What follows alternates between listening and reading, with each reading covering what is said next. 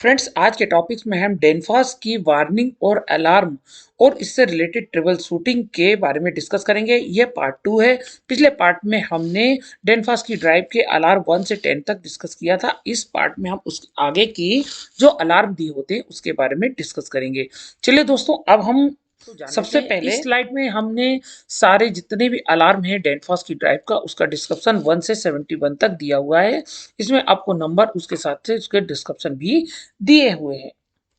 अब यहाँ पे हम सबसे पहले अलार्म नंबर 11 पर डिस्कस करेंगे। यह होता है मोटर थर्मिस्टर ओवर टेम्परेचर। ये अलार्म तब जनरेट होता है जब थर्मिस्टर डिस्कनेक्टेड हो या फिर टेम्परेचर बहुत हाई आ रहा हो। ऐसी कंडीशन में ये इसके साथ ही यहाँ पे आप डायग्राम में भी देख रहे हैं कि मोटर ओवरलोड प्रोटेक्शन किस प्रकार से मोटरों में किया जाता है, इसमें किस तरह के थर्मिस्टर को कनेक्ट किया जाता है। अब इसकी ट्रबल शूटिंग किस प्रकार से की जाती है। अगर मोटर बहुत ज्यादा गर्म हो रही हो तो सबसे पहले इसकी ओवर हीटिंग चेक की जाती है, कहीं ये ज्यादा ओवर हीट ना हो रही हो। इसके साथ इसकी मैकेनिकली भी देखा जाता है कि ये ओवरलोडेड तो नहीं हो रही है। 53 और 54 नंबर टर्मिनल जहां पे थर्मिस्टर के कनेक्शन कनेक्ट किए गए हैं वो प्रॉपर कनेक्ट हैं कि नहीं है, उसमें इन लोग इनपुट वोल्टेज आ रहा है कि नहीं आ रहा है। 50 नंबर टर्मिनल में 10 वोल्ट की सप्लाई कनेक्टेड है कि नहीं है। इसके साथ 53 और 54 में कनेक्ट है या फिर वोल्टेज प्रॉपर मिल रहा है कि नहीं। इसके साथ ही अगर हम टर्मिनल 19, 18, 19, 31, 32 और 33 डिजिटल इनपुट को यूज कर रहे हैं तो इसमें भी थर्मिस्टर अगर कनेक्ट करते हैं तो इसके कनेक्शन को भी चेक किया जाता है कि ये कनेक्शन प्रॉपर कनेक्ट है कि नहीं है। और इससे अलावा 1.93 जैसा कि मैं आपने पहले ही बात बताया था कि थर्मिस्टर रिसोर्स पे सिलेक्ट है कि नहीं है, इन सबको चेक किया जाता है, तब हम इसको रिसॉल्व कर सकते हैं। अब हम वार्निंग नंबर 2 पे आते हैं। Warning alarm number 2, torque high. Torque high condition में ये तब होता है जब इसके 4.16 टॉर्क लिमिट अगर मोटर की बहुत ज्यादा है या बहुत हाई लोड पे चल रही है तो टॉर्क हाई लिमिट का अलार्म आता है।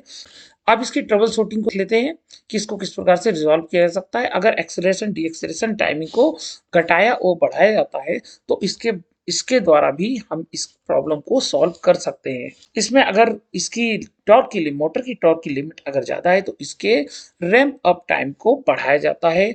अगर इसके बाद टॉर्क लिमिट अगर रैंप डाउन टाइम में ज्यादा है तो इसके रैंप डाउन टाइम को भी बढ़ाया जाता है ताकि इस प्रकार की प्रॉब्लम को सॉल्व किया जा सकते हैं। इसके साथ ही इसके टॉर्क को भी चेक किया जाता है कि टॉर्क लिमिट हायर तो नहीं है। इसके साथ इसकी एप्लीकेशन, जिस एप्लीकेशन में इसका करंट बहुत ज्यादा यूज किया जा रहा हो, मोटर पे बहुत ज्यादा लग रहा हो, वहां एसी सिस्टम को over current inverter peak limit, AC current में एसी स्थिति में जो उसकी रेटेड करंट है उससे 200 गुना अगर करंट जनरेट होता है तो एक्सी बहुत ज़्यादा जनरेट होता है। एसी कंडीशन में इस टाइप का अलार्म आता है और ये कंडीशन तब वो जनरेट होती है या ट्रिप तब अलार्म जनरेट होता है जब इस पे शॉकिंग लोड हो या इसमें क्विक एक्सेलरेशन हो या हाई इनर्शिया का लोड हो, तो इस प्रकार के फॉल्ट जनरेट होते हैं। और यदि इसके रैप अप का एक्सेलरेशन बहुत ही कम हो जिससे ये क्विकली स्टार्ट हो रही हो तो ऐसी कंडीशन में भी इस टाइप के फॉल्ट जनरेट होते हैं। इसके साथ ही इसमें मैकेनिकल ब्रेक को भी के कारण भी इस टाइप के फॉल्ट जनरेट होते हैं। इसके लिए हमको इसके पावर या मोटर के शाफ्ट को रिमूव करके मोटर को चला के चेक किया जा सकता है। इसके साथ ही मोटर के साइज को ड्राइव से मैच कर रहा है कि नहीं ये चेक किया जाता है। इसके साथ ही मोटर के डेटा को भी चेक किया जाता है कि प्रॉपर करेक्ट है कि नहीं है, कि एप्लीकेशन के अकॉर्डिंग है कि नहीं है। जैसे 1.20 से 1.25 तक के पैरामीटर को चेक किया जाता है कि ये प्रॉपर मैच कर रहे हैं कि नहीं कर रहे हैं। अलार्म 40 अर्थ या ग्राउंड फॉल्ट, इस टाइप के फॉल्ट में जो वीएफडी से खास तौर से वीएफडी के आउटपुट फेस में जो ग्राउंड और आउटपुट फेस में जो ग्राउंड करंट होता है उसमें जो भी डिफरेंस आता है, खास तौर से केबल जो कि वीएफडी से जो केबल मोटर के बीच में कनेक्ट होती है उसके करंट और जो मोटर से करंट वापस वीएफडी तक आता है, उसके बीच में करंट में जो डिफरेंस होता है, उस डिफरेंस को करंट ट्रांसड्यूसर मेजर कर लेता है या डिटेक्ट कर लेता है, और अगर उसके बीच में बहुत ज्यादा डिफरेंस होता है तो ग्राउंड फॉल्ट जनरेट। इस प्रकार ग्राउंड फॉल्ट का पता लगाया जाता है। इसका ट्रबल शूटिंग किस प्रकार से किया जाता है, इसमें के लिए हम पावर को रिमूव करते हैं और ड्राइव को ग्राउंड से चेक करते हैं और इसके ड्राइव के ग्राउंड को रिपेयर करते हैं। अब यहाँ पे इसके अलावा हम ग्राउंड फॉल्ट के लिए मोटर को मेजर करते हैं, इसके रेजिस्टेंस को चेक करते हैं और मोटर की केबल का मेगा ओम मीटर के द्वारा चेक किया जाता है। इसके अलावा इस पावर कार्ड को भी चेंज करके हम इस प्रॉब्लम को सॉल्व कर सकते हैं। Warning 23 internal fan fault. यदि रिपोर्ट वैल्यू 2 आती है तो हार्डवेयर की प्रॉब्लम है, अगर 1 आती है तो फैन की प्रॉब्लम है। इसके साथ ही रिपोर्ट वैल्यू 12 है तो इसमें कम्युनिकेशन की प्रॉब्लम जो कि पावर कार्ड और कंट्रोल कार्ड के बीच में हो सकता है।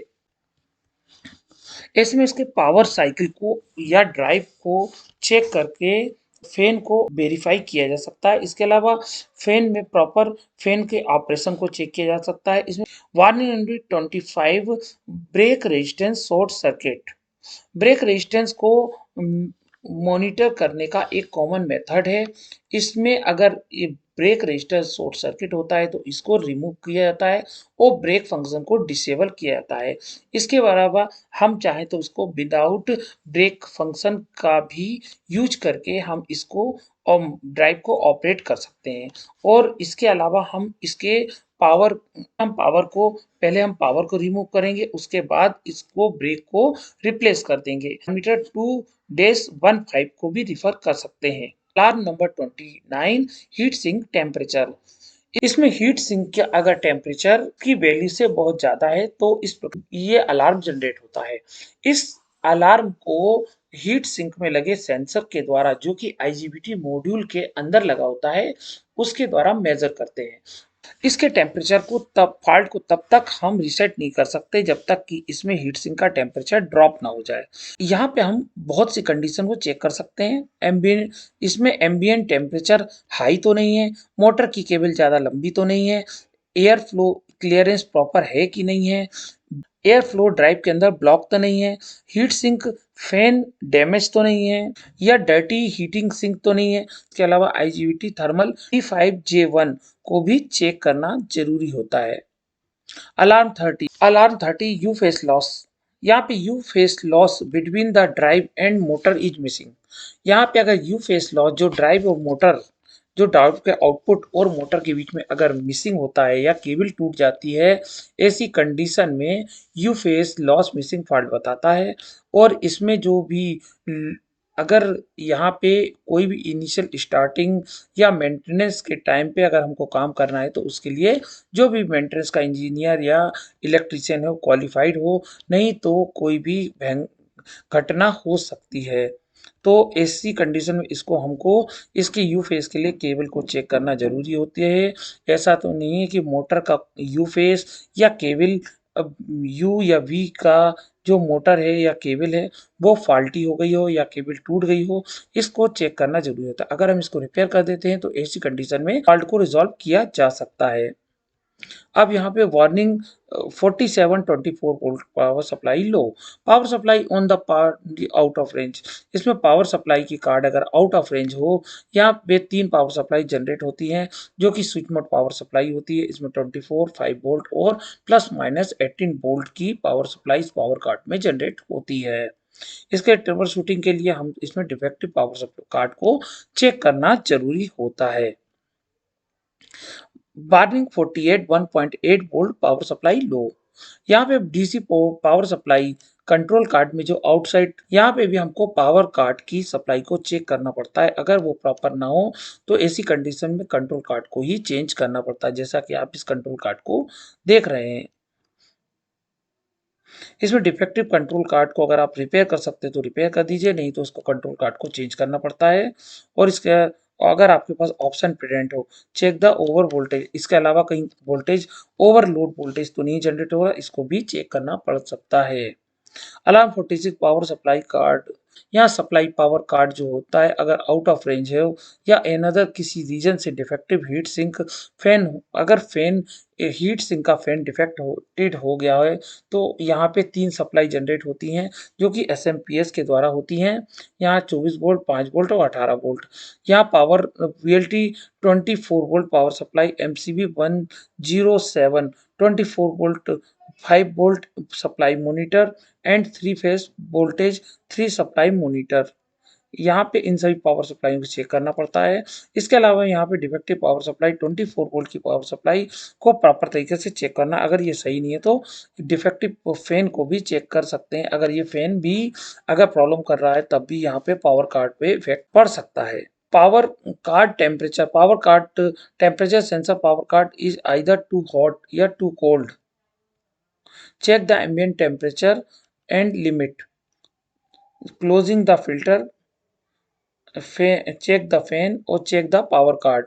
इस प्रकार दोस्तों आज आपने इस वीडियो में डिफरेंट टाइप के अलार्म को देखा और जाना कि वीएलटी डेनफॉस की वीएलटी ड्राइव्स में कितने टाइप के अलार्म आते हैं और इनको किस प्रकार से रिजॉल्व किया जा सकता है।